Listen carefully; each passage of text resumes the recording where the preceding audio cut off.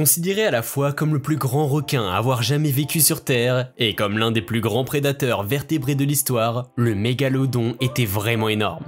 La reconstruction à l'aide de mâchoires et d'autres restes fossilisés suggère que les mégalodons ont probablement atteint des longueurs maximales allant jusqu'à 16 mètres, soit environ 3 fois plus grands que les grands blancs de nos jours.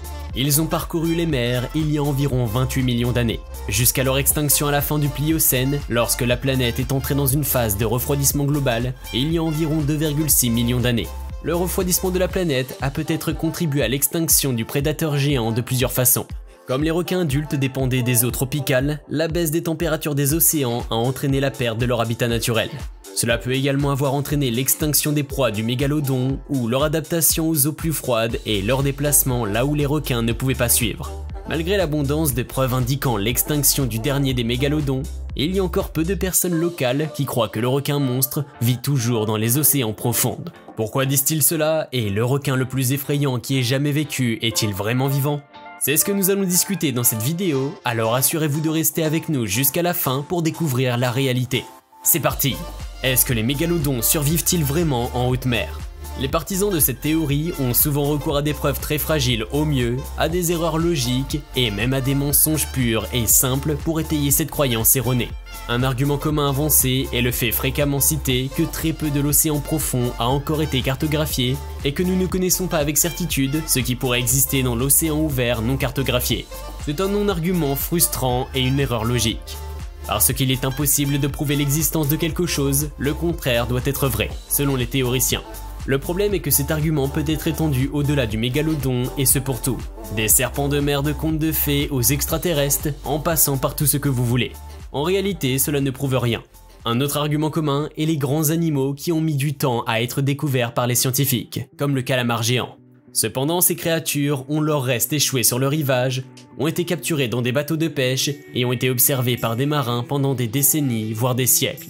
Malgré leur caractère insaisissable, leur existence n'était pas remise en cause, car des preuves tangibles de leur existence étaient connues avant même qu'un spécimen complet n'ait été observé et enregistré par la communauté scientifique. De plus, les espèces fossiles vivantes, telles que les coélacantes, sont souvent présentées comme des exemples d'espèces supposées éteintes qui se sont également avérées vivantes. Cette preuve ne montre que le manque de compréhension des débatteurs. Alors que le coélacanthe moderne ressemble superficiellement à ses anciens ancêtres du Crétacé, biologiquement, il a subi une adaptation extensive, passant d'un poisson des marais d'eau douce à un poisson des cavernes côtières profondes. En fait, c'est un genre et une espèce distincte de ses ancêtres. Même si les scientifiques considèrent que le mégalodon s'est adapté et a évolué pour s'adapter à un nouvel environnement, ce serait un organisme entièrement différent aux yeux de la science. Il n'y a aucun moyen que les mégalodons soient encore en vie.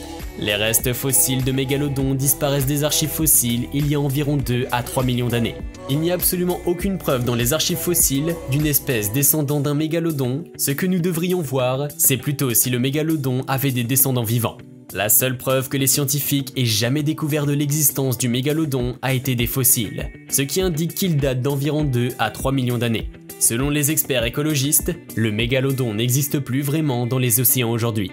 Et les prochaines niches prédatrices les plus proches sont actuellement occupées par les baleines à dents et autres requins, dont nous avons une abondance de preuves de leur existence et de leur comportement.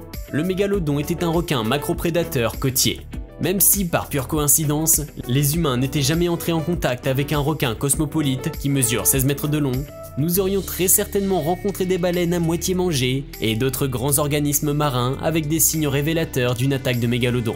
Ils s'échoueraient probablement accidentellement sur des plages d'eau chaude partout dans le monde. Nous les verrions manger des baleines régulièrement et nous rencontrerions certainement leur nurserie dans des océans peu profonds et chauds du monde entier.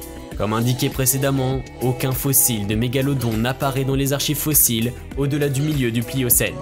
Il n'existe aucun spécimen montrant une descendance du mégalodon.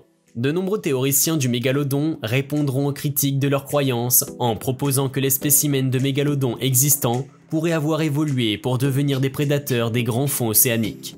Certains prétendent même que le mégalodon a élu domicile dans les tranchées sous-marines. Et il n'y a aucune preuve de cela. Selon la biologie évolutive, l'évolution tend vers la spécialisation, mais la tendance des spécialisations vers l'extinction. Scientifiquement, ce dicton signifie que l'évolution favorise les spécialistes, les organismes qui évoluent pour devenir très bons dans un domaine. Cependant, lorsque quelque chose d'important perturbe un environnement, les spécialistes sont généralement les premiers organismes à s'effondrer en nombre ou à disparaître complètement.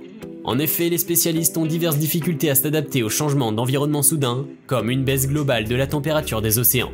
Il est hautement improbable qu'un prédateur spécialisé comme le mégalodon ait pu évoluer pour devenir un prédateur des grands fonds océaniques.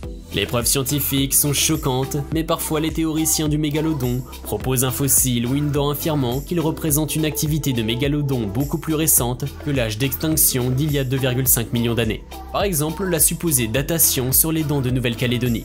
Il s'agit en fait de vraies dents de mégalodon draguées dans le Pacifique Sud près de la Nouvelle-Calédonie. Mais du fait de datations radiométriques désormais jugées invalides, elles ont été datées à tort de 15 à 25 000 ans.